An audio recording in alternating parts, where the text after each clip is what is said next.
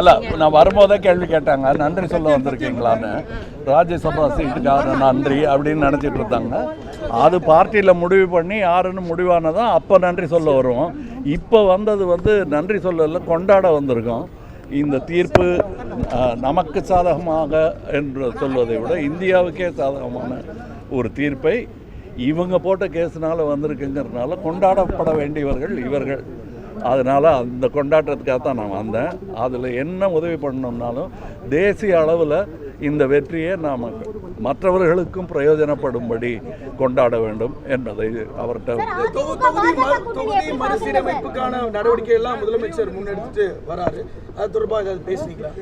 அதை பற்றி பேசலை. இப்போ கொண்டாடுறதுக்காக தான் வந்தேன் நான். அதுக்கான அதுதான் ஓராண்டுக்கு முன்னாடி அவ்வளோ அவசரப்பட வேண்டியதில்லை. அதனால் இப்போ நடந்த நல்ல சந்தோஷமான விஷயங்களை அதை பற்றி நீங்கள் பேசுங்க, நிறைய பேசுங்க. நன்றி.